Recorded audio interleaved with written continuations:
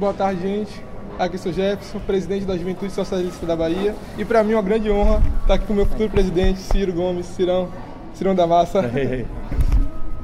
Então a gente está reunido aqui no hotel com alguns militantes da Juventude Socialista para conversar um pouquinho com o senhor Ciro sobre alguns problemas que a juventude baiana enfrenta.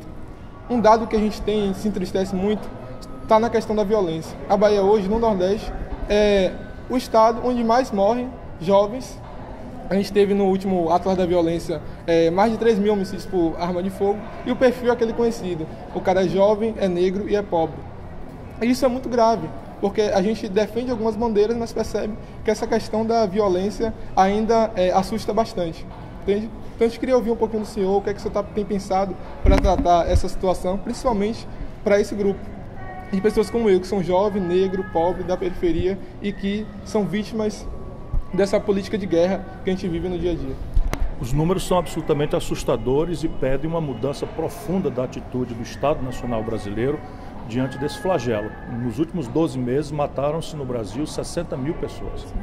Mais de 2/3 disso, jovens, pobres, negros ou caboclos das periferias, das médias, pequenas e grandes cidades, quase sempre na esteira do narcotráfico, quase sempre na esteira das facções do crime organizado que se sediaram em São Paulo e agora se espalharam pelo Brasil inteiro, e que desafiam o sistema na proporção em que, se ele está comandando o crime lá de dentro, é sinal de que o sistema convencional não é mais eficaz, porque se ele está preso é porque a polícia já prendeu, é porque o promotor já denunciou, é porque a justiça já condenou e o sistema prisional está com ele recolhido. Portanto, é preciso pôr em perspectiva todo o próprio regramento, né? E basicamente assumirmos uma atitude federal em relação a esse assunto. E não creio que a repressão pura e simples, que tem que ser dura e eficaz contra esse crime organizado, seja a solução para esses jovens. Não creio que seja, absolutamente não, porque 1/3 hoje dos quase 700 mil brasileiros que estão aprisionados são jovens que foram presos pela polícia em flagrante, portando quantidades ínfimas de droga, menor do que 20 gramas de todas as drogas. Nenhuma delas é boa, todas elas fazem mal, mas muitos países do mundo já não consideram sequer isto tráfico. E aqui no Brasil ainda temos essa conceituação fluida que exige uma nova política. O que eu posso lhe adiantar nesse instante é que eu estou me comprometendo de trazer isso ao centro do poder no Brasil, porque a União Federal praticamente se omite nessas questões todas, e estou fazendo o que acho que é necessário fazer nesse instante, reunindo pessoas que são especialistas.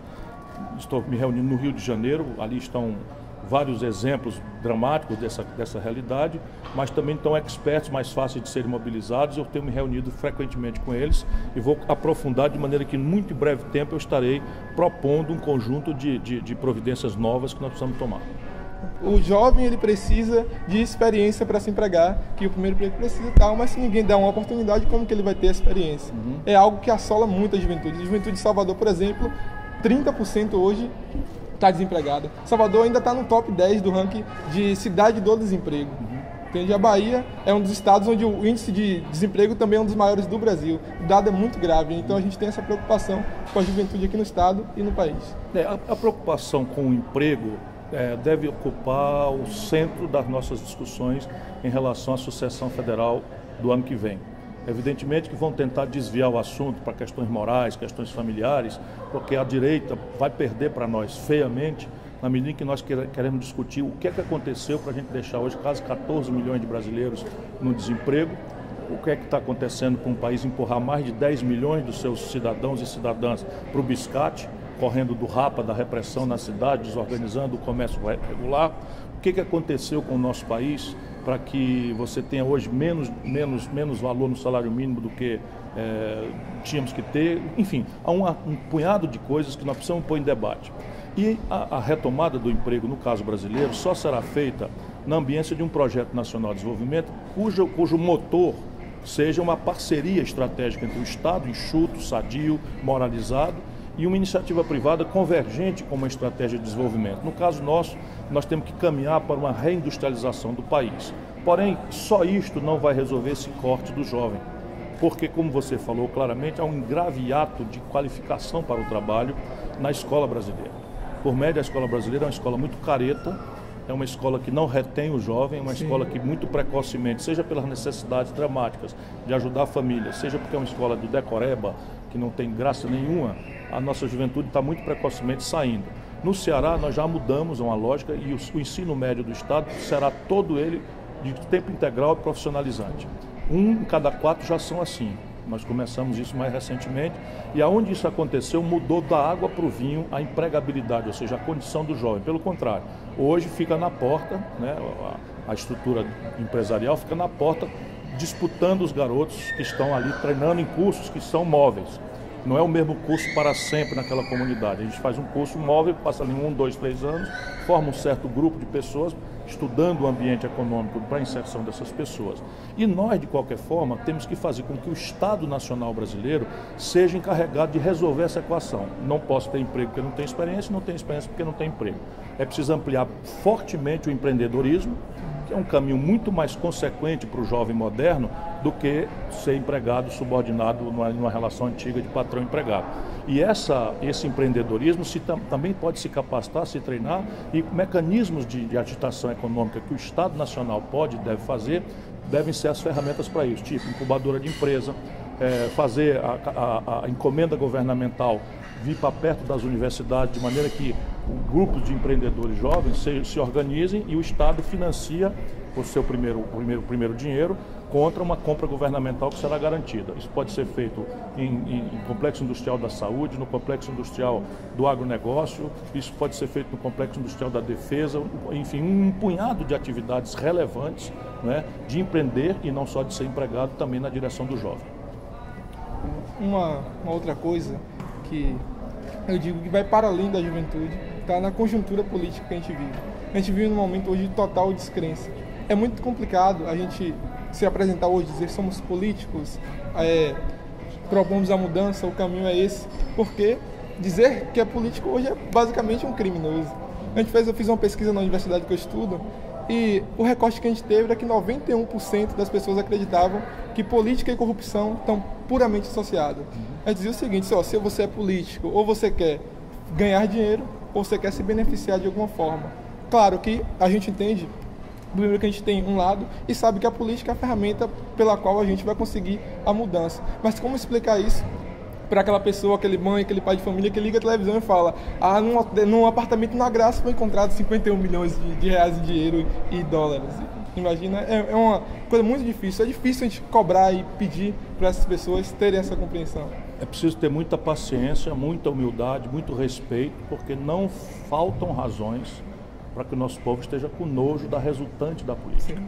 Portanto, é preciso ter paciência, respeito, humildade, e não tem nada que resolva essa equação, senão duas coisas juntas. Primeiro, o exemplo, não é a conversa. Segundo, a ideia comovente. E aí você podia andar com um plastificado no bolso, né? E tem que ser feito com muita humildade e com muito respeito às pessoas. Mas pede às pessoas para lerem um poema do Bertolt Brecht, que basicamente se chama O Analfabeto Político. Ali, eu não vou poetar aqui, mas ali basicamente ele diz com muita lucidez que do preço do feijão, não é, a qualidade da escola, da segurança pública que se tem ou não se tem, ao preço da passagem de ônibus, a qualidade da saúde pública, passando pela condição de existirem ou não empregos, tudo isso só quem sabe fazer e decide é a política. Faz bem feito ou faz mal feito. Por quê? Porque na hora que a gente ensinar para o povo que todo político é ladrão, e se todo político está aí eleito pelo povo, nós estamos falando de quem? Dos políticos ou do povo?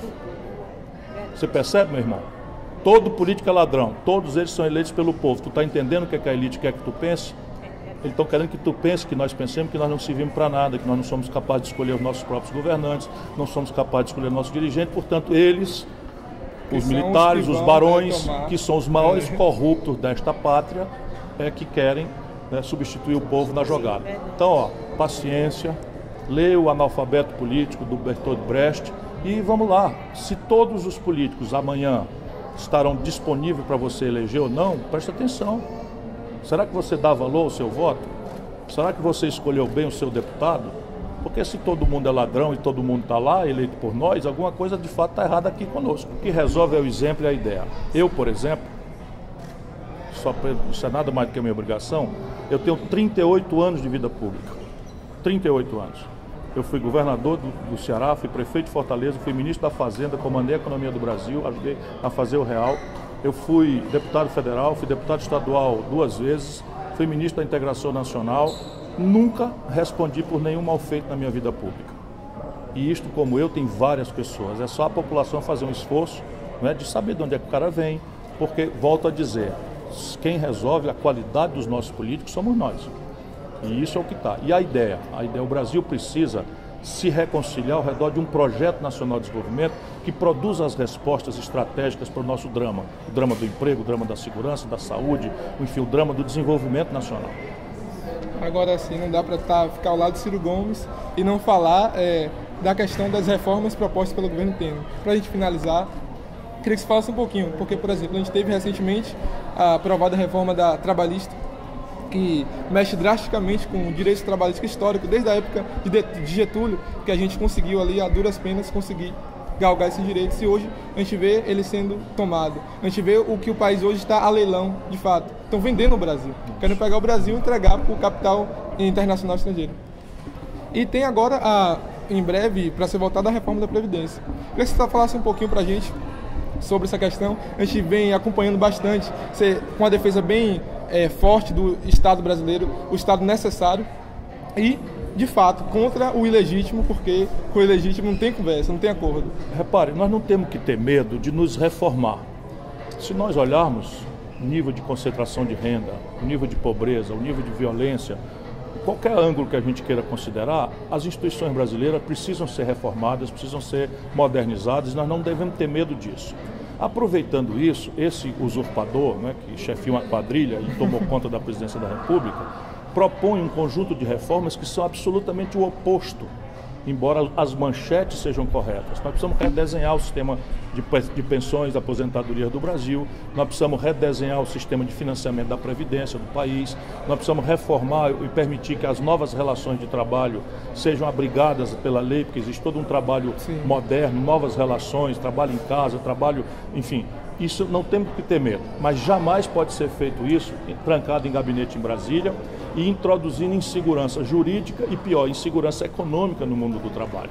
Você permitir que em pleno século XXI uma mulher grávida seja alocada em ambiente insalubre é uma violência que foi abolida ainda no século XIX. Você determinar que um cidadão terceirizado que faça o mesmo tipo de trabalho, na mesma jornada, ganhe metade do salário que o outro está empregado regular, com a mesma jornada, com o mesmo trabalho, isso é uma selvageria. Você impor um professor que trabalhe 49 anos dando aula, isso não existe em nenhum lugar do mundo. Você impor um policial que corra atrás de bandido 49 anos, isso não existe em nenhum lugar do mundo. Portanto, nós temos que resistir bravamente, e eu tenho um compromisso solene com o povo brasileiro. Se algum dia eu servir esse país como seu presidente, tudo isso vai ser jogado na lata do lixo e substituído por um amplo e generoso debate em que todos terão direito de participar, de colocar suas opiniões, suas sugestões. Vamos trazer especialistas do mundo inteiro, legislação internacional comparada, até a gente achar uma forma de fazer um grande entendimento no Brasil. Ciro, brigadão. Daqui a pouco a gente se vê na UFBA. Valeu, combinado. E amanhã na UFS. Valeu. Tá bom? Valeu, gente.